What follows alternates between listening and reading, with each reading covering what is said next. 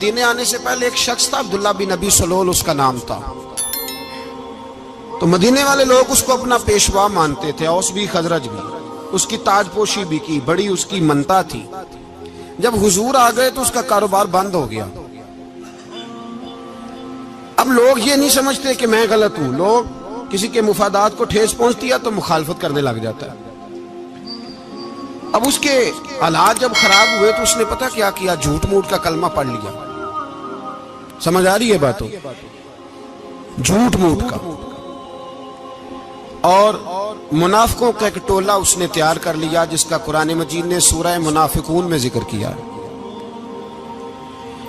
ایک جنگ کا موقع تھا، نبی پاک صلی اللہ علیہ وسلم تشریف لے گئے تو عبداللہ بن ابی سلول بھی چلا گیا۔ حضرت عمر فاروق رضی اللہ تعالیٰ عنہ کے ایک غلام تھے، وہ پانی لینے کنویں پہ گئے۔ ادھر سے انصار میں سے، چونکہ حضرت عمر کے غلام مہاجر تھے، انصار میں سے ایک شخص پانی لینے پہلے سے آیا ہوا تھا۔ پانی بھرنے میں کوئی اختلاف ہو گیا، جھگڑا ہو گیا، مار کٹائی تک نوبت آ گئی۔ حضرت عمر کے غلام نے کچھ چیز مار دی، اس شخص کو زخمی ہو گیا۔ اس نے پکارا، عبداللہ بن ابی سلول نے سمجھا کہ موقع اچھا ہے، دوڑا ہوا آیا اور آ کر اس نے کہا، انصار مدینہ بھاگ کے آؤ، جلدی آؤ،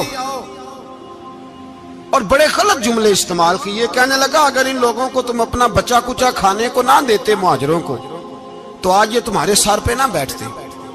معاذ اللہ، ایسی باتوں پہ کہا کرے، بولے یہ روزمرہ کی گفتگو میں عادت بنائیں، کوئی ایسی بات کرنی ہو تو معاذ اللہ استغفر اللہ کہہ کے کرنی چاہیے۔ اس نے کہا کہ معاذ اللہ، اب ان کو بچا کچا نہ دیں تو یہ ہمارے سر پہ نہ بیٹھتے۔ شور کیا اس نے۔ ہمارے ہاں بھی سیانے بندے پنچایت کے لوگ، وہ کہتے ہیں تو اس برادری کے بچے سے ہی مار کھا ہے، پتہ ہی نہیں چلا، جا اسے مار کے آ، سر پھاڑا، یہ کہا پھوڑ دے اس کا سر، اور دیکھ میں دیکھ لوں گا بعد میں جو ہوگا۔ یہ عقل مند لوگوں کے مشورے نہیں، یہ جاہل لوگوں کے مشورے۔ ناراض نہ ہونا، پر یہ نبی پاک صلی اللہ علیہ وسلم نے فرمایا ہے، حضور کا فرمان ہے۔ یہ کن لوگوں کا کام ہے؟ بول کے بتائیں، بول کے۔ پڑھے لکھے سیانے بندے اس طرح کے مشورے یہ بالکل نہیں دیتے، جاہلوں کا کام۔ پکارا، مہاجر سارے اکٹھے ہو گئے، انصار سارے آ گئے، اور جب انصار آئے تو مہاجرین کو بھی پکارا، مہاجر بھی آ گئے۔ اب وہ گتھم گتھا ہونے لگے تو کسی نے جا کے محبوب پاک کے کان میں کہا، یا رسول اللہ، وہاں تو مہاجر انصار لڑنے لگے، وہ پرانی لڑائیاں پھر سے جاگ گئی ہیں۔ نبی پاک تشریف لائے، حضور نے وہاں لفظ بیان کیے، فرمایا یہ تم نے کیا جاہلوں جیسا کام شروع کیا ہوا ہے؟ یہ کون سا کام ہے؟ اللہ کرے ہم سب اس کام سے باز آ جائے، آمین تو کہنا۔ اور تو اس برادری دے منڈے کوئی مار کھائے، برادری کیا ہوتی ہے؟ برادری تو تعارف کے لیے، اونچ نیچ کہاں سے آ گئی؟ کہا میرے رسول پاک علیہ الصلوۃ والسلام نے، فرمایا تم جاہلوں جیسے کام کر رہے ہو۔ صلح کرائی، بات رفع دفع کرائی، لوگ چلے گئے، معاملہ ٹھنڈا ہو گیا۔ لیکن عبداللہ بن سلول نے کہا کہ میں یہ موقع خالی نہیں جانے دوں گا۔ پھر گیا وہ، اور جا کے انصار مدینہ سے کہنے لگا، ایک دفعہ جا لینے دو مدینے، تم نے میری بات نہیں نہ سنی، جو وہاں بڑے سردار بیٹھے ہیں ان سے بات کروں گا، اور معاذ اللہ ثم معاذ اللہ ہم ان بے عزت لوگوں کو مدینے سے نکال دیں گے، وہاں صرف عزت والے رہیں گے۔ یہ غلط جملے اس نے ادا کیے جس کو قرآن پاک نے سورہ منافقون میں بیان فرمایا ہے۔ اس نے یہ بات کی۔ ایک صحابی تھے حضرت زید رضی اللہ تعالیٰ عنہ، وہ سن رہے تھے، آ کے عرض کی، یا رسول اللہ صلی اللہ علیہ وسلم، عبداللہ بن ابی سلول تو اس طرح کہہ رہا ہے کہ مدینے جا کے عزت والے دوسروں کو نکال دیں گے، اور تم اگر اپنا بچہ انہیں نہ دیتے تو معاذ اللہ آج یہ ایسا نہ کرتے۔ حضرت عمر نے بھی سن لیا، حضرت عمر نے بات سن لی، تلوار نکالی اور دوڑے۔ حضور نے بازو پکڑا، فرمایا کدھر جا رہے ہو؟ کہا یا رسول اللہ، اگر آج سزا نہ دی تو کل اور بات بھی کرے گا، اور اگر آج ایک قتل ہو گیا تو باقی سیانے بن جائیں گے۔ یا رسول اللہ مجھے چھوڑے، میں ماروں گا۔ حضور نے فرمایا عمر چپ کر، وہ جھوٹ موٹ کا کلمہ پڑھتا ہے، لوگ کہیں گے کہ محمد ابن عبداللہ نے اپنے ساتھی مارنے شروع کر دیے۔ चुप कर, हौसला कर, सब्र कर, दलेरी कर। हज़रत उमर कहते हैं मेरी हुजूर के कहने पर मैं ठहर तो गया, पर वो मेरे अंदर जो आग लगी हुई थी ठंडी नहीं हो रही। कहते मैं चुप तो कर गया। नबी पाक अलैहिस्सलातु सलाम ने पूछा अब्दुल्ला बिन नबी सलोल से, तूने ये कहा है? कहने लगा आशा व कल्ला, मैंने बात ही नहीं की ना। अब लोग कहने लगे कि ज़ैद तो नौजवान है, तो ये बूढ़ा आदमी है, चलो सही कहता होगा। हुजूर भी खामोश हो गए। अल्लाह पाक ने कुरान मजीद नाज़िल फरमा दिया। फरमाया अल्लाह ने सुन ली उनकी बात जिन्होंने ये कहा है। और फिर लफ्ज बड़े हसीन है, फरमाया ये कहते हम इज्जत वाले हैं? नहीं, वलिल्लाहिल इज्जतु वले रसूल ही वलिल मोमिनीन। फरमाया इज्जत तो अल्लाह के पास है, अल्लाह के रसूल के पास है, और इज्जत तो मोमिनों के पास है, मोमिनीन के पास इज्जत है।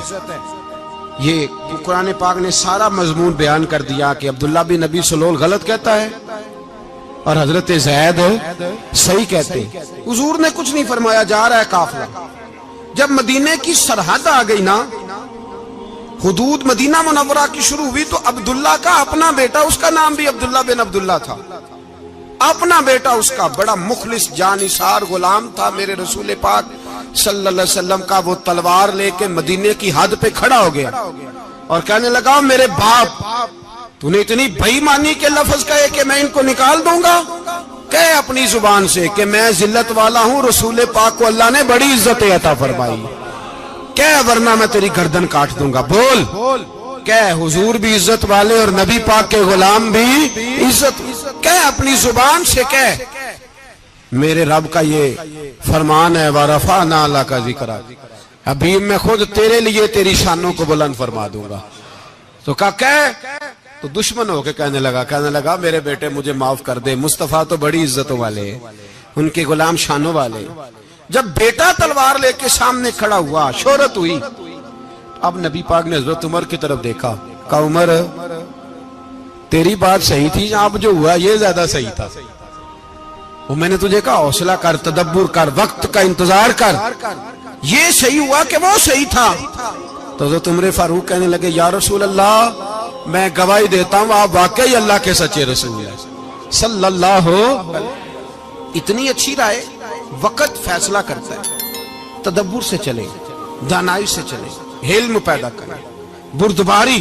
हमें कई दफा सजदा साफ करना पड़ता है, हम जो कहते हैं बात उसके उल्ट निकल आती है। हम किसी शख्स के बारे में कुछ तबसरा कर बैठते हैं, कुछ अरसे के बाद हमें पता चलता है कि वो तो ऐसा था ही नहीं, हमने गलत बात कर। हम बगैर तहकीक के, बगैर तफ्तीश के, हौसला ना होने की वजह से, सब्र ना होने की वजह से हम बहुत सारे काम कर गुजरते हैं, फिर हमें नुकसान होता है। अपनी जिंदगी में हिल्म ना छोड़ें, हौसला ना। लड़ाइयां होती है ना घरों में, उसकी वजह खामद होता है, बीवी नहीं होती। ये बात घर जाके बताना कि आज उन्होंने कहा।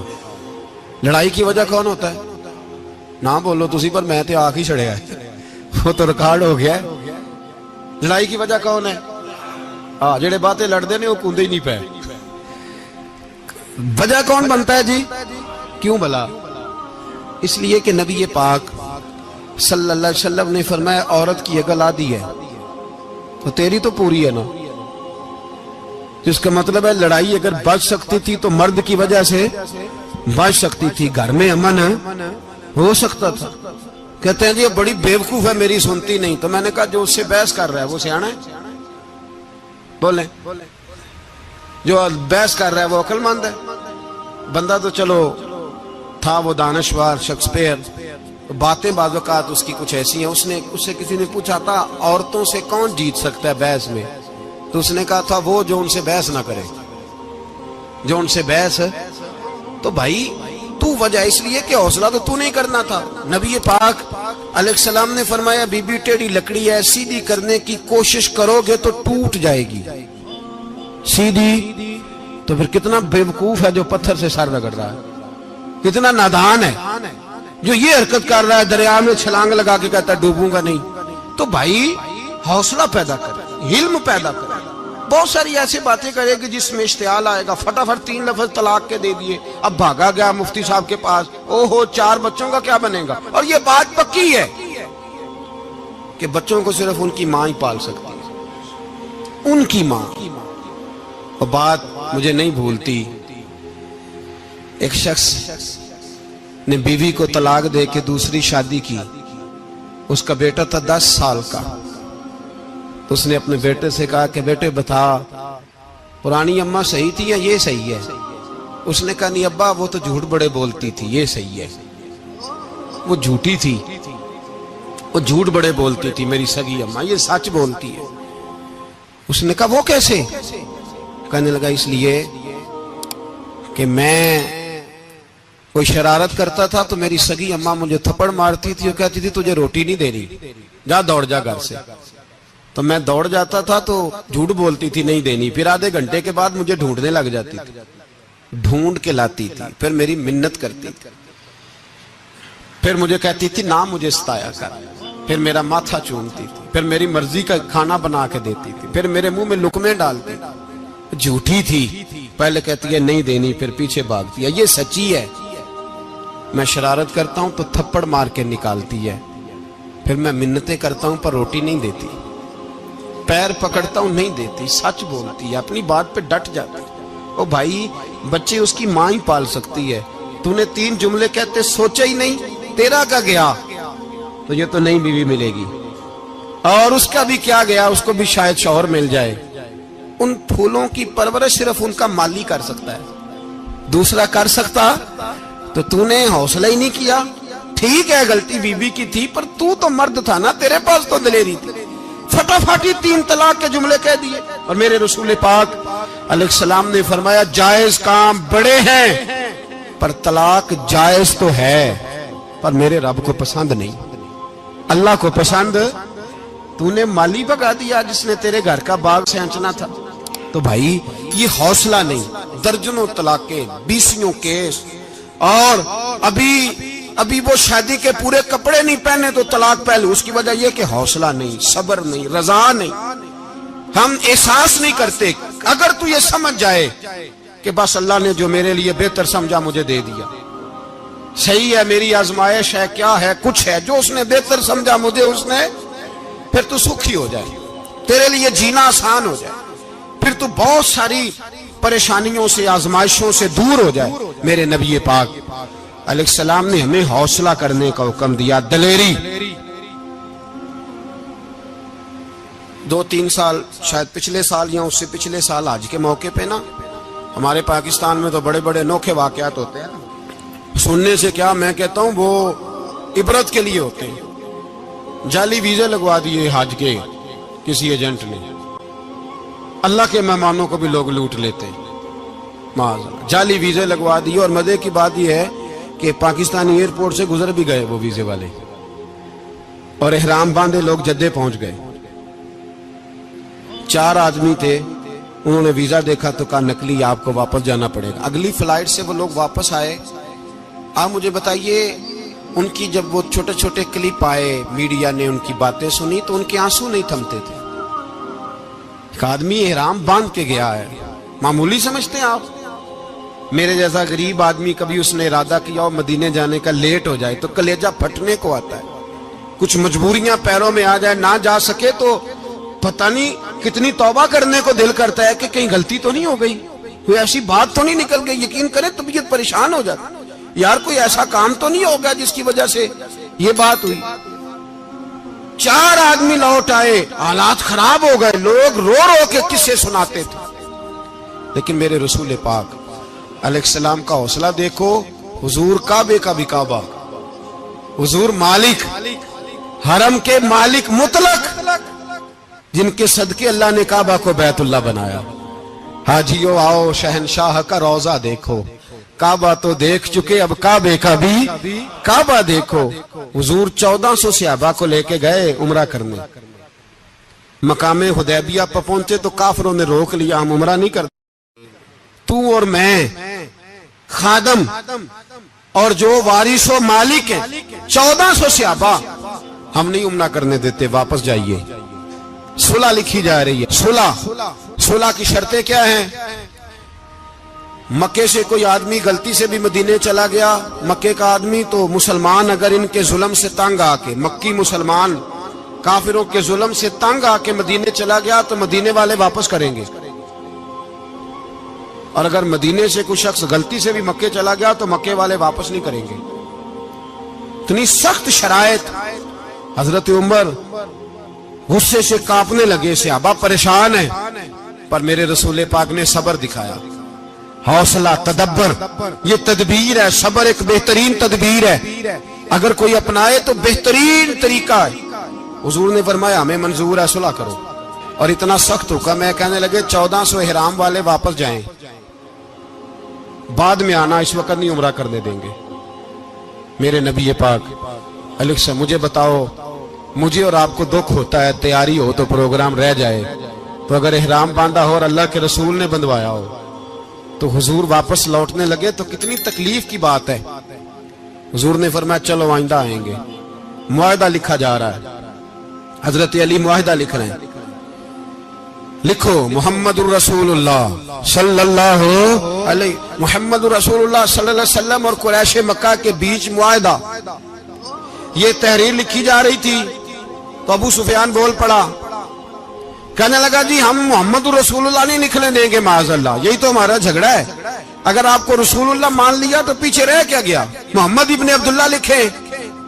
حضور نے حضرت علی سے فرمایا رسول اللہ کاٹ کے محمد ابن عبداللہ لکھو. حضرت علی لکھ رہے تھے, محمد رسول اللہ لکھا تھا, فرمایا رسول اللہ کاٹ کے محمد ابن عبداللہ لکھو. تو حضرت علی کہنے لگے حضور مجھے یہ لفظ کاٹنا نہیں آتا, حضور مجھے یہ لفظ کاٹنا. کسی صحابی نے اعتراض نہیں کیا کہ لکھنا آتا تھا, کہا مجھے کاٹنا. حضور نے دوبارہ کہا علی کاٹ دو. کہا یا رسول اللہ مجھے یہ لفظ کاٹنا نہیں آتا. میرے حبیب نے تیسری دفعہ کہا علی کاٹو. تو شیر خدا نے قلم چھوڑا, ہاتھ باندھے اور کھڑے ہو کہنے لگے محبوبہ مجھے تیرے قصیدے لکھنے آتے ہیں, کاٹنے کوئی نہیں آتے. میں مجبور ہوں, مجھ سے نہیں ہوتا. کوشش کرتا ہوں, نہ قلم اٹھتا ہے نہ ہاتھ چلتا ہے. میرے حبیب پاک نے قلم پکڑا اور لفظ رسول اللہ خود کاٹ کے محمد ابن عبداللہ کرایا. بھائی وقت گزر گیا, صلح ہو گئی. یہ تدبر, یہ حوصلہ, یہ تدبیر میرے نبی نے فرمائی. اب تو 1400 کو مکے نے نہ داخل ہونے دیا, لیکن 1 سال ہی گزرا, تھوڑا ہی وقت گزرا, میرے رسول پاک 10,000 کو لے کے مکے میں داخل ہو گئے. 10,000. اس نے فائدہ دیا. حکمت کیا تھی, تدبر کیا تھا.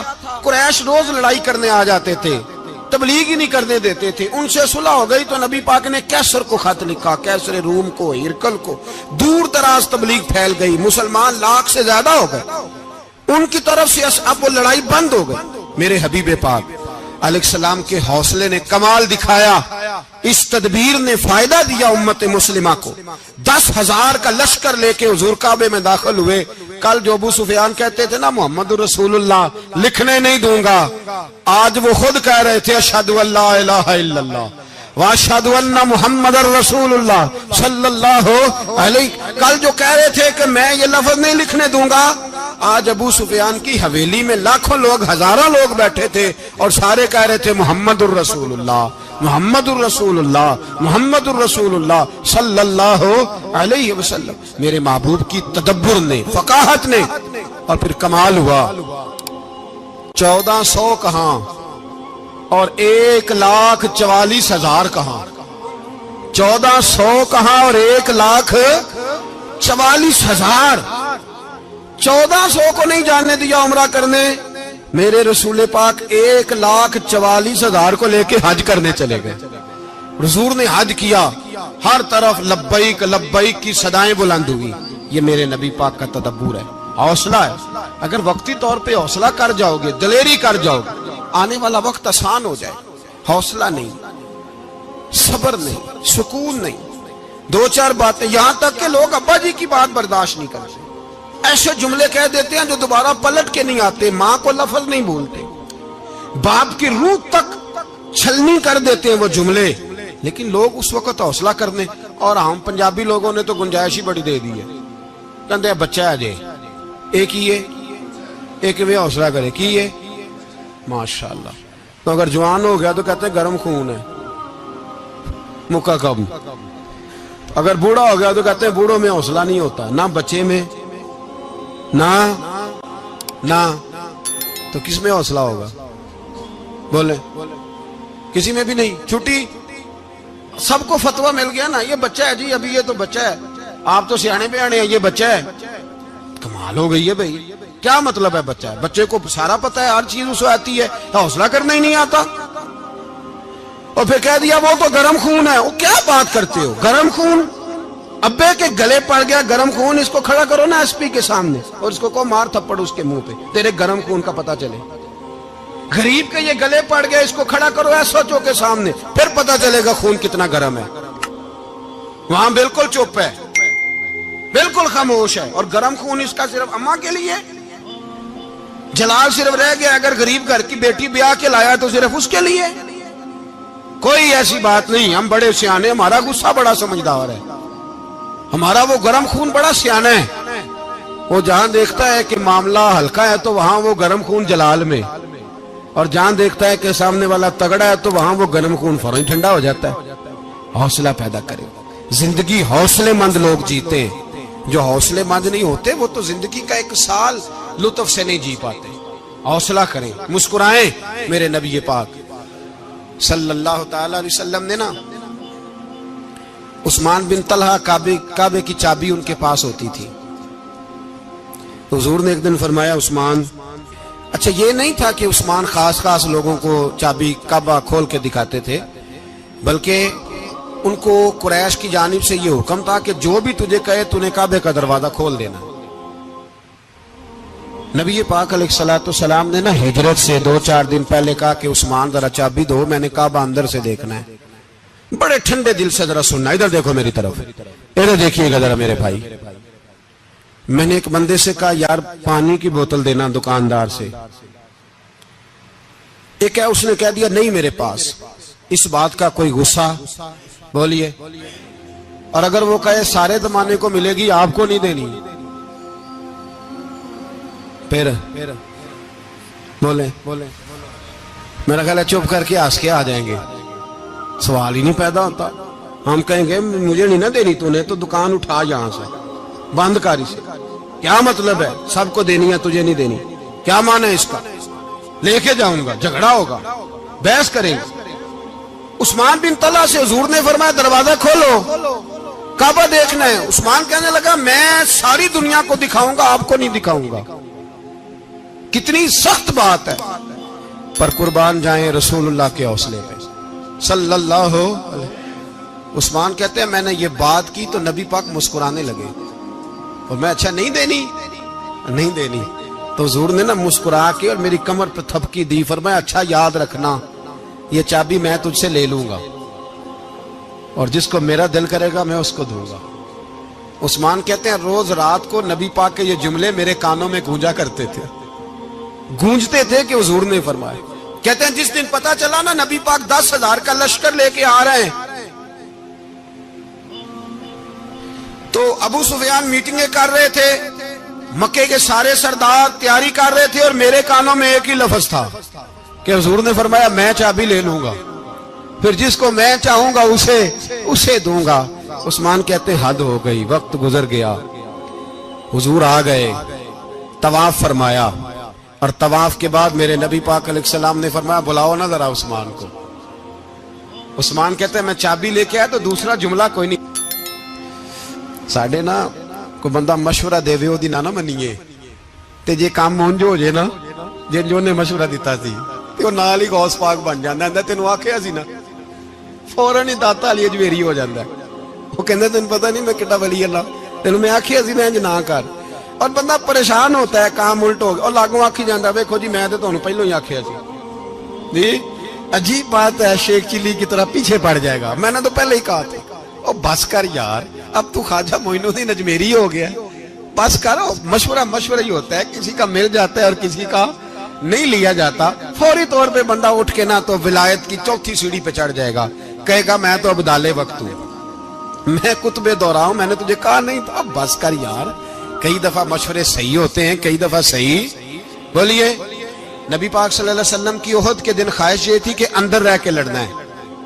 جوان صحابہ نے کہا باہر جا کے لڑائی کرنی ہے, حضور نے باہر جا کے جنگ کی. بظاہر مسلمانوں کو شکست ہوئی. حضور نے ایک دفعہ نہیں کہا کہ میں نے تمہیں کہا نہیں تھا اندر رہنا ہے, بس ہو گیا جو ہو گیا. اب اس میں فٹافٹ اگلے کو حوصلہ دو، کوئی عرض نہیں یار.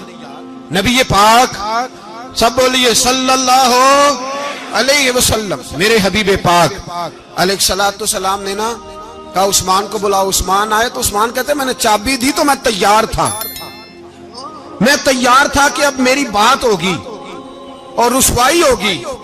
لیکن کہتے ہیں قربان جائیں مصطفیٰ نے تو یہ جملہ بھی نہیں کہا کہ میں نے تجھے کہا نہیں تھا، یہ بھی نہیں کہا. حضور نے چابی لی، کعبے کے بت صاف کیے، نماز پڑھی، واپس آئے. فرمایا عثمان میرا وعدہ تھا تیرے ساتھ کہ جس کو میں چاہوں گا چابی دوں گا، یہ لو چابی میں تجھے دینا چاہتا ہوں، لے لو رکھ لو. عثمان کہتے ہیں وہ چابی نہیں میرے طرف آ رہی تھی، میری طرف ایمان آ رہا تھا. وہ چابی نہیں آ رہی، ایمان آ رہا تھا میری جانب. کہتے ہیں میرے ہاتھوں میں چابی آئی اور میری زبان پہ کلمہ توحید جاری ہو گیا. بھائی تدبر، حوصلہ، صبر، رضا، ہمیں تو ٹائم بھی نہیں گزارنا ہوتا. گھر کا ماحول، گھر کے اندر رہ کے لوگ دکھی ہیں، اس لیے کہ ہماری طبیعتوں میں حوصلہ نہیں، ایک منٹ کے لیے نہیں، ایک سیکنڈ کے لیے بھی ہم یہ برداشت نہیں کرتے کہ چلو تھوڑا انتظار کریں، وقت کو دیکھیں، موقع کو دیکھیں. میرے نبی پاک علیہ الصلوۃ والسلام پہ اتنی مصیبتیں آئیں کہ پہاڑ پہ آتی تو وہ ریزہ ریزہ ہو جاتے، لیکن کسی مقام پر بھی حضور علیہ الصلوۃ والسلام شکوہ کرتے نظر نہیں آتے.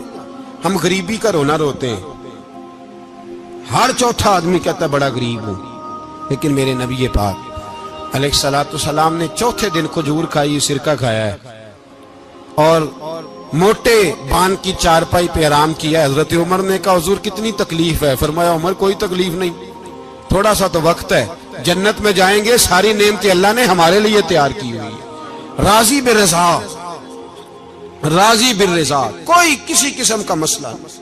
ہمیں آزمائشیں آتی ہیں، تکلیفیں آتی ہیں، بیماریاں آتی ہیں، لوگ چھوٹی چھوٹی بات پر پریشان ہو جاتے ہیں، ذرا ذرا سی بات پر شکوہ کرتے ہیں. میرے رسول پاک علیہ السلام نے فرمایا جب میرا رب کسی کو بیمار کرتا ہے تو 2 فرشتوں کو بھیجتا ہے، جاؤ میرے بندے کی تیمارداری کر کے آؤ. اللہ اکبر، خود رب بھیجتا ہے، جاؤ میرے بندے کی. تو مجھے بتائیے جب اللہ بھیجے تو پھر تندرست خوش نصیب ہوا کہ بیمار؟ جی تندرست پھر خوش نصیب کون ہوا؟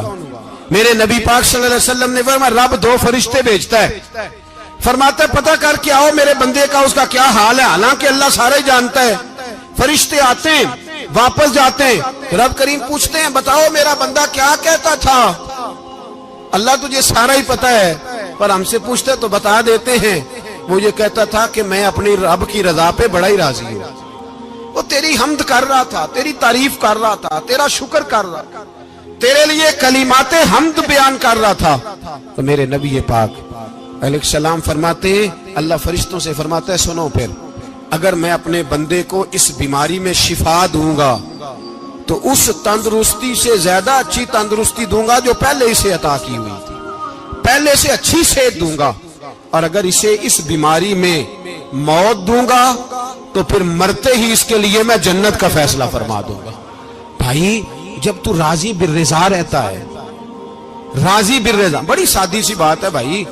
آپ گھر گئے روٹی مانگی تو اگر کسی نے کہا نا کہ اتنی تھکاوٹ ہے ٹائم پہ آیا کرے اس وقت، تو روٹی تو وہ بھی مل گئی اور اس میں لذت، وہ سکون نہیں، وہ سکون نہیں. میری اماں جی سالن پکا کے رکھ لیتی تھی تو روٹی جب بھی کوئی مانگتا تھا تو تازی بنا کے دیتی تھی، ان کی طبیعت تھی. تو میں اکثر ان سے کہتا کہ اماں جی پکا کے رکھ دیا کرو. کہتے تمہیں خوشی نہیں ہوتی جب تمہاری اماں تازی پکا کے دیتی ہے؟ خوشی ہوتی ہے، طبیعت میں خوشی ہوتی ہے. ان کا مزاج تھا، ذوق تھا، تو ہم سمجھتے تھے یار یہ بڑی سعادت کی بات. تو آپ گھر گئے رات کو تو گھر والوں سے کہا روٹی، تو فوراً اٹھے، فوراً. اور انہوں نے کھانا تازہ بنایا اور ساتھ یہ بھی کہا باہر سے نہ کھایا کرے، بندہ بیمار ہو جاتا ہے. کتنی ٹھنڈک پہنچتی ہے آدمی کے دل کو، سکون ملتا. تو بھائی بیماری تو آپ نے کاٹ لی، لیکن ساتھ کہو ہو بڑا بیمار ہوں، میں نے تو اتنے گناہ بھی نہیں کیے، ظلم بھی نہیں کیا، کسی کو کچھ بھی. اب بیماری تب بھی کٹ گئی، پر بڑی آزمائش. مریض ڈاکٹر کے گلے پڑ رہا ہے، اس کے لواحقین جھگڑے کر رہے ہیں، بیماری وہ بھی کٹ گئی. اور ایک بیمار وہ ہے جو چارپائی پہ لیٹا ہے اور کہتا ہے جس طرح میرا اللہ راضی اسی طرح میں بھی راضی. تو بیماری اس کی بھی کٹ گئی. حضرت یونس علی نبینا علیہ الصلوۃ والسلام نے ایک دن حضرت جبریل امین ملنے آئے تو جناب یونس علیہ السلام کہنے لگے اے جبریل اللہ کے نیک بندوں میں جو اللہ کو اس وقت سب سے زیادہ پسند ہے نبیوں کے بعد، توجہ کرنا بات پر، جو سب سے زیادہ اللہ کو پسند ہے نبیوں کے بعد ولیوں میں، اور سب سے زیادہ اللہ جس کو اللہ کی بارگاہ میں عبادت گزار لکھا جاتا ہے، میری اس بندے سے ملاقات کرا۔ تو حضرت جبریل نے جناب یونس علیہ السلام کو ساتھ لیا تو ایک شخص کے پاس پہنچے جو آنکھوں سے اندھا تھا، دونوں ہاتھ اس کے سلامت نہیں تھے اور پورے جسم میں پیپ جاری تھی، ریشہ تھا۔ جب جا کے السلام علیکم کہا نا حضرت یونس نے، اس نے وعلیکم السلام کے بعد پہلا لفظ پتہ کیا کہا؟ اس نے کہا یا اللہ تیرا شکر ہے، یا اللہ تیرا، آپ بھی ادا کریں اللہ کا شکر، یا اللہ تیرا، اللہ تیرا شکر ہے۔ تو حضرت یونس علیہ السلام کہنے لگے تو شروع سے اس طرح کا ہے، نابینا بھی اور ہاتھوں سے معذور بھی اور سارا جسم شروع سے؟ تو بڑے ہی خوبصورت لفظ اس بیمار نے کہے، کہنے لگے نہیں حضور میں بالکل ٹھیک ٹھاک تھا، جب تک میرے رب نے چاہا کہ یہ دنیا کو دیکھے تو تب تک اس نے مجھے آنکھیں دیں، اور جب اس نے چاہا کہ اب اس کا دیکھنا بہتر نہیں تو اس نے واپس لے لی۔ تو یا اللہ تیرا شکر ہے، اللہ تیرا شکر ہے۔ پھر کہا جب تک اس نے چاہا کہ میرے ہاتھ رہے تب تک رہے، جب اس نے چاہا کہ میرے لیے بہتر نہیں تو اس نے لے لیے، تو یا اللہ تیرا شکر ہے۔ جب تک اس نے چاہا کہ میرا جسم صحیح و سلامت رہے تو رہا، اور جب اس نے چاہا کہ میرے لیے بہتر نہیں تو مجھے بیمار کر دیا، تو یا اللہ تیرا شکر ہے۔ تو حضرت یونس علیہ السلام کہنے لگے جبریل واقعہ یہ اللہ کا سب سے زیادہ شکر گزار بندہ ہے، سب سے زیادہ عبادت گزار بندہ ہے، سب سے زیادہ۔ میرے نبی پاک علیہ السلام نے فرمایا میرا مومن ہر حال میں ہی نفع میں ہے، نعمت ملے تو شکر کر کے نفع، مصیبت آئے تو صبر کر کے نفع، اپنی زندگی میں تحمل، بردباری، علم پیدا کرے، حوصلہ پیدا کرے۔ ہر آنے جانے والے شخص کے مزاج کے مطابق اسے نہ ملے، اپنا مزاج صحیح رکھے، اپنی طبیعت کے مطابق اپنے ماحول کو برقرار رکھے۔ علم کے ساتھ گزارا کرو گے تو رشتہ داروں سے بھی بنی رہے گی، دوستوں سے بھی بنی رہے گی، ہر ایک سے تعلق رہے گا۔ اور اگر آپ کے اندر یہ حوصلہ نہیں تو پھر سارے معاملات پریشانی کا شکار ہو جائیں گے۔ یہ تو آج کا مضمون تھا۔ ہمیں نا لوگ مشورہ دیتے ہیں، کہتے ہیں پیر صاحب درویشوں کو سیاست کی بات نہیں کرنی چاہیے، دیتے ہیں نا مشورہ لوگ، جی تھوڑا تھوڑا بول دیں، تھوڑا تھوڑا دیتے ہیں نا۔ اگرچہ ہم ان کی بات نہیں مانتے، اس لیے کہ اقبال نے کہا تھا جدا ہو دین سیاست سے تو رہ جاتی ہے چنگیزی، جدا ہو دین سیاست سے تو، اور پہلا فکرہ یہ ہے کہ جلال بادشاہی ہو یا جمہوری تماشا ہو، جدا ہو دین سیاست سے تو رہ جاتی ہے۔ اس نے کہا جب سیاست اور دین علیحدہ علیحدہ ہوتے ہیں تو چنگیز خان اور ہلاکو خان پیدا ہوتے ہیں۔ سیاست جب تک مسجد کے اندر رہتی ہے تب تک پاک صاف رہتی ہے، وہ گندی ہوتی تب جب مسجد سے نکل جاتی ہے۔ حضرت علی کے زمانے تک مسجد میں رہی، پاک صاف رہی، یزید باہر لے گیا تو گندی ہو گئی، حضرت عمر بن عبدالعزیز دوبارہ مسجد میں لے آئے تو پھر پاک ہو گئی۔ لیکن پھر بھی ایک ساتھی نے مجھے کہا تو اس کی بات میں سب کی باتیں نہیں مانتا، اس کی بات میری سمجھ میں آئی۔ وہ کہنے لگا جی اصل بات یہ ہے کہ سیاسی تبصرے تجزیے ہم اخباروں میں ٹی وی پہ جا کے بیٹھے، جا کے بڑی مہربانی میری طرف دیکھیں، وہ ہم سنتے رہتے ہیں تو ہمارا دل کرتا ہے مسجد میں صرف ہم رسول اللہ کا پیار ہی سنیں۔ تو میں نے کہا یار تیری بات دل کو لگتی ہے، یہ بات صحیح ہے، چلو یہ نیت اچھی ہے، یہ تیرا نظریہ ٹھیک ہے، مان گئے ہم۔ میں چلا گیا دکاندار کے پاس اور میں نے اس کو جا کے کہا کہ گاڑی کا انجن کھولو، اس طرح کرو، اس طرح۔ اس نے کہا مولانا آپ جا کے نا گھر تو فقہ کی کتاب کھولیں، اس لیے کہ گاڑی کے انجن کے بارے میں آپ کو معلومات، یہاں اگر آپ نے یہ کام کرنا ہے تو اس کو پڑھیں، کسی استاد کے پاس ورکشاپ پہ آئیں، آپ کے ہاتھوں کو، منہ کو، چہرے کو مٹی لگے، دھواں لگے، گریس لگے، پھر آپ کو پتہ چلے گا انجن کیسے کھلتا ہے۔ صحیح کہہ رہا ہوں؟ نہیں صحیح کہہ رہا؟ دعا گلا تو یہاں کر چڑی جائے، صحیح کہہ رہا ہوں جی؟ اگر مولوی کو اجازت نہیں سیاست کی بات کرنے کی، اور مولوی کو اجازت نہیں کہ انجن کی بات کرے، تو سیاستدان کو اجازت ہے دین کی بات کرنے کی؟ یہاں تو وہ آئے نا مدرسے میں پڑھے، پورا دین حاصل کرے، پھر وہ بولے تو پھر تو ٹھیک ہو گیا، لیکن جب اسے سورت اخلاص بھی سیدھی نہیں آتی تو فتوے دینے کی اس کو ضرورت ہے کوئی؟ بولے نا یار، کیوں چھیڑتے ہیں سیاست؟ ہم نہ پچھلے جمعے جلوس نکالنا چاہ رہے تھے ختم نبوت کی ترمیم کے حوالے سے، حکومت وقت نے کہا کہ ہم واپس لیتے ہیں، تو میرے بہت سارے دوستوں نے کہا جی نکالنا چاہیے، انہوں نے کیا کیوں؟ میں نے کہا یار لوگوں کو بھی پریشان نہیں کرنا چاہتے، ہماری اپنی سڑکیں ہیں، کسی کو بس ٹھیک ہے، انہوں نے واپس لے لی تو بات ختم ہو گئی، ہم مان گئے، تسلیم کر لیا۔ اتنا ہمارا مطالبہ ہے کہ اس آدمی کو ضرور سزا دو جس نے یہ ترمیم کی ہے، لیکن ہم نہیں کرتے، کوئی نہیں نکلے، نہیں نہ نکلے بولے ہیں۔ تو وزیر قانون صاحب کو کیا مصیبت بنی ہوئی ہے نیا فتویٰ دینے کی؟ کہ ہے کوئی شوق انہیں دینا چاہیے فتویٰ؟ کہتے نہیں مرضیوں میں ہمارے درمیان تھوڑا ہی فرق ہے۔ مجھے یوں لگتا ہے کہ یہ جان بوجھ کر کوئی نہ کوئی ایسی شرارت کرتے ہیں جس سے لوگ اشتعال میں رہیں، جان بوجھ۔ حلم، حوصلہ، صبر ذات کے بارے میں تو ہے، لیکن اگر کوئی رسول پاک کی بے ادبی کرے تو پھر حوصلے کی بات ہے ہی نہیں، پھر تو جہاد کی بات ہے۔ اور میں دیانتداری سے مسجد میں باوضو بیٹھ کر جمعے کے دن مشورہ دیتا ہوں حکومت کو اور وزیر قانون کو مشورہ دیتا ہوں کہ نہ فرعون کی حکومت ساری زندگی رہی، نہ نمرود رہا، نہ جاج بن یوسف رہا، نہ یزید رہا، اور یار درباری بن کے حکمرانوں کی چاپلوسی کرتے کرتے تم یہاں تک آ گئے ہو کہ اب نبی پاک کی عزت کو آنچ ڈالنا شروع کر دیا ہے۔ اور آپ یقین کریں سیاسی جماعتوں کا اتنا برا حال ہے کہ ان کے لیڈر کے بارے میں کوئی بات کرے تو پاگل ہو جاتے ہیں یہ احتجاج کر کر کے، اور اس نے ڈائریکٹ کہہ دیا کہ ختم نبوت کا مسئلہ ہی کوئی نہیں، جو دین کی بنیاد ہے، کسی کو پرواہ نہیں۔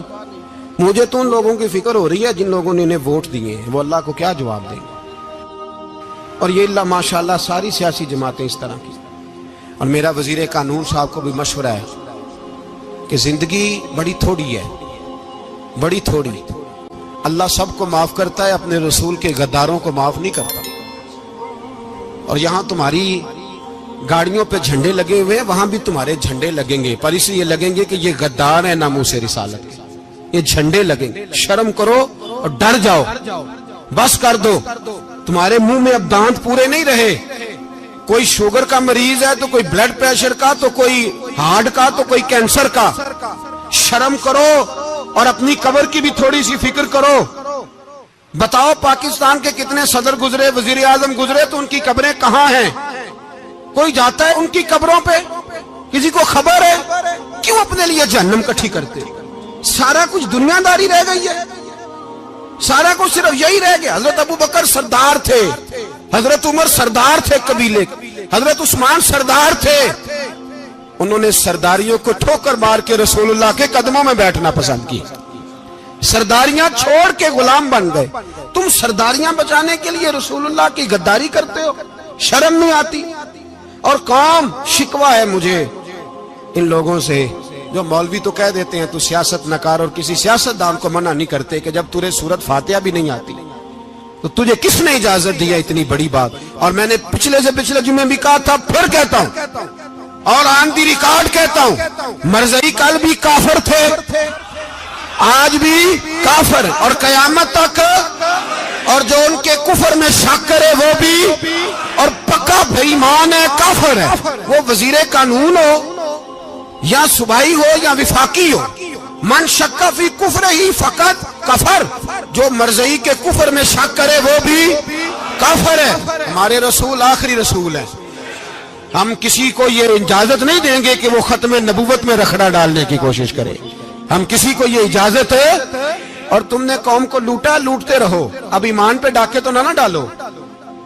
تمہیں دولت لوٹ کے پیٹ نہیں بھرا، اب ایمان لوٹنا شروع کر لیا ہے۔ تمہارا فیکٹریاں لوٹ کر، قومی خزانہ لوٹ کر پیٹ نہیں بھرا، بھائی مانو اب دین بیچ کر اپنی حکومتیں پکی کرو گے۔ اور وہ لوگ بھی تیار ہو جائیں جو ان بے ایمانوں کو منتخب کرتے ہیں، ان سے بھی سوال کرے گا ختم نبوت کا موضوع قیامت کے دن کہ تم بتاؤ، ان کو سپورٹ کرتے تھے جو رسول اللہ صلی اللہ علیہ وسلم کے بعد بھی کسی نبی کو نبی ماننا درست جانتے تھے؟ شرم آنی چاہیے، خیال ہونا چاہیے۔ اور میں نے کہا کہ ہمارا دل نہیں چاہتا، آپ یقین کریں، ہمیں شوق ہے جلوس نکالنے کا، تمہارے خلاف باتیں کرنے کا۔ تم نے روز تھرمامیٹر نکالا ہوتا ہے، چیک کرتے ہو کہ ایمان کتنا ہے کتنا نہیں ہے۔ یہ پاکستان اگر صوبہ سندھ ہے تو حضرت عبداللہ شاہ غازی کا ہے، اگر بلوچستان ہے تو حضرت بابا عبد الرحمان کا ہے، اور اگر پشاور ہے تو وہ صوفیاء کا ہے، اور اگر یہ دھرتی پنجاب ہے تو یہ داتا علی اجویری کی ہے، یہ بابا فرید الدین کی ہے۔ اس میں کسی غدار کو قبضہ کرنے کی اجازت بالکل نہیں ملے گی، اور ہم وہ لوگ بھی نہیں جو چپ کر کے اندر سوتے رہیں، قوم جو کرتی ہے کرتی رہے، ہمیں پرواہ نہیں، نہ ایسی کوئی بات نہیں۔ کوئی بندہ نہ سمجھے کہ انہیں ہوش نہیں، انہیں پتہ نہیں، ہمیں سارا کچھ ہی آتا ہے۔ پھر اگر کل کو کوئی ممتاز قادری پیدا ہو گیا تو شکوہ نہ کرنا، کل کو کوئی پھر سے عامر چیمہ نکل آیا تو شکایت نہ کرنا، یاد رکھنا۔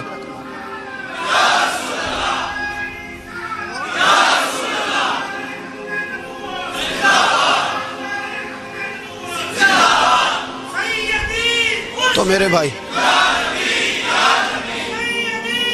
کھول کے بولے یا نبی رسول کے صلی اللہ علیہ وسلم۔ تو یہ مشورہ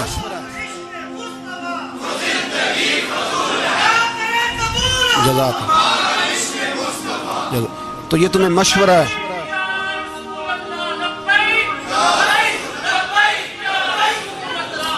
میری بات سنی، یاد رکھے، یہ لوگ بعد میں پچھتاتے ہیں، پھر مناظرے کراتے پھرتے ہیں، اس نے صحیح کیا کہ غلط کیا، پھر انہیں ہوش آتی ہے بعد میں، پھر ان کے حواری نکل کے میدانوں میں دلیلیں دیتے ہیں۔ اس لیے ہمارا مشورہ ہے انہیں کہ یہ اپنی حد میں رہیں، اور جو کام تمہارے ذمہ، میں نے کہا نا تم نے بڑا لوٹا، یہ قوم روز تمہیں موقع دیتی ہے لوٹنے کا، یہ موقع دیتی ہے، تو تم نے دولت لوٹ کے پیٹ نہیں بھرے، اب ایمان لوٹنے کے چکر میں آ گئے ہو۔ یاد رکھو، مسلمان گناہگار ہیں، غدار نہیں ہیں۔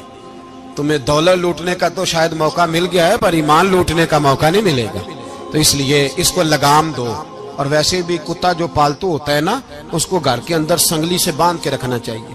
یہ تمہارے بوٹ چاٹتے ہیں، بھونکتے ہیں، تمہارے حق میں وزارتیں لیتے ہیں، ہم نے تو کوئی وزارت نہیں لی تم سے، اور نہ ہمیں شوق ہے، اس لیے کہ ممبری کیا کرنی ہے جس کو ممبر رسول عطا کر دیا جائے، اس نے کیا کرنی ہے یہ ممبریاں، اس کو پکا ممبر رسول دے دیا جائے، تو اس لیے اس سے باہر آؤ۔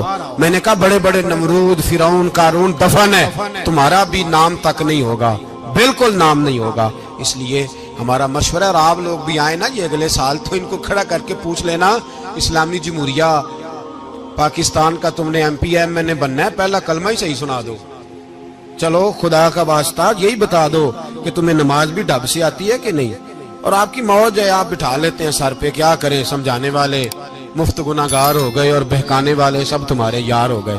اس لیے یہ چھیڑتے ہیں جان بوجھ کے، اور پھر جب کوئی ممتاز قادری علیہ رحمہ پیدا ہوتے ہیں، پھر انہیں دشواری ہوتی ہے، پھر ان کا جینا مشکل ہو جاتا ہے، یہ موقع دیتے ہیں، پتہ نہیں کس کے ایجنڈے پہ عمل کر رہے ہیں۔ میرا سوال یہ ہے، میں نے پچھلے جمعے پھر میرا سوال ہے کہ میں پوچھتا ہوں، اس آدمی کو ضرورت کیا ہے ختم نبوت پر بات کرنے، جب امت مسلمہ کے متفقہ فیصلہ ہے کہ مرزائی کافر، اسمبلی نے بل پاس کر دیا کہ مرزائی، ان کو اقلیت قرار دے دیا، اور جب سے وہ اقلیت بنے، نہ ہم نے ان کی عبادت گاہ جلائی، نہ ہم نے ان کو قبروں سے نکالا، نہ ہم نے، بس ٹھیک ہے جیسے عیسائی رہتے ہیں، یہودی سے کس ملک میں رہتے ہیں وہ بھی رہیں، اقلیت بن کرے، کوئی اعتراض، پر تم انہیں کھینچ کے کیوں قریب کرتے ہو؟ تمہارا کیا جرانہ ہے ان کے ساتھ؟ بتاؤ تو صحیح۔ ان لوگوں سے ان کو چاہیے اپنے منہ میں لگام ڈالیں، اور اگر نہیں ڈالیں گے پھر انشاءاللہ ڈالی جائے گی، اور بڑی تگڑی ڈلے گی، اور پھر ایسی ڈلے گی۔ سلمان تاثیر جب مرا تھا نا تو 5-5 لاکھ روپیہ مولویوں کو آفر کی جنازہ پڑھاؤ، 5-5 لاکھ روپیہ چھوٹے چھوٹے مولویوں کو۔ اور داتا صاحب کی مسجد کے خطیب بھی صوبائی جو تھے، وہ خطیب تھے، ملازم تھے، انہوں نے کہا کہ ایمان نہیں بھیجنا، نکالنا نوکری سے تو نکال دو۔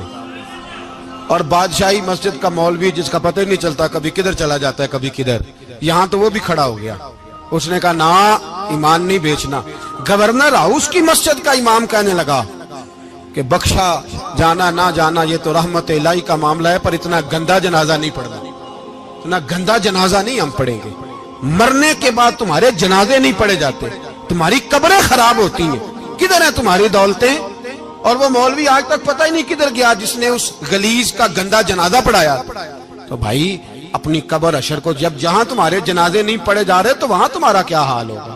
اس لیے ان لوگوں کو چاہیے کہ اپنی زندگی اس طرح گزاریں کہ کچھ نہ کچھ منہ لے کے سرور کائنات کے پاس چلے جائیں، ورنہ ایسا نہ ہو کہ یہاں بھی پھٹکار اور وہاں بھی پھٹکار. اس لیے ہمارا مطالبہ ہے حکومت سے کہ شرم کرو اور ایسے بےایمانوں کو کالے ناگ جو تم نے بھرتی کیے ہوئے ان کو نکالو، اور اگر تعریفیں کروانی ہو تلوے چٹوانے ہو تو اندر کمروں میں ان سے چٹوا لیا کرو. ان سے کہو کہ یہاں ہماری نوکری کرو، باہر نکل کے رسول اللہ صلی اللہ علیہ وسلم کے دین کے بارے میں گفتگو نہ کرو. اس لیے کہ اللہ تبارک و تعالیٰ نے اس دین کے اندر بڑا حسن اور بڑا جذبہ رکھا ہوا ہے، بڑا وقار ہے. ہمارا مطالبہ ہے حکومت سے کہ ختم نبوت کے مسئلے پر کوئی سیاستدان گفتگو نہ کرے. آپ تائید کرتے ہیں اس بات کی؟ اس پر کوئی سیاستدان کوئی گفتگو. ہمارے پاس بڑے تماشے ہیں سیاست کرنے کو، باقی تماشوں پہ سیاست کرو. یہ رسول اللہ کی ناموس کا معاملہ ہے، یہ چھیڑنے کی تمہیں اجازت ہو؟ مجھے سمجھ نہیں آتی یار، جب بات ختم ہو گئی اسمبلی نے بل واپس لے لیا تو صوبائی وزیر قانون کو آخر تکلیف کیا ہے؟ آپ کے پاس جواب ہے کوئی اس بات کا؟ بات ختم ہو گئی، ہم نے جلوس نہیں نکالا، چھوڑ دیا، خاموش ہو گئے. علماء نے میٹنگیں بلائی تھی کینسل کر دی، ٹھیک ہے جی بات. اب دوبارہ سے کیوں چھیڑتے ہو؟ پھر کہتے ہیں احتجاج ہوتا ہے، شور ہوتا ہے. تم خود ایسی حرکتیں کرتے ہو جس سے افراتفری پیدا ہوتی ہے. یہ ملک رسول اللہ کے نام پہ بنا ہے اور قیامت تک یہاں وہی ہوگا جو میرے رسول پاک صلی اللہ علیہ وسلم کی رضا ہوگی، اور نبی پاک کے قانون کے خلاف کوئی قانون یہاں چل سکتا؟ اللہ ہمیں سمجھنے کی توفیق عطا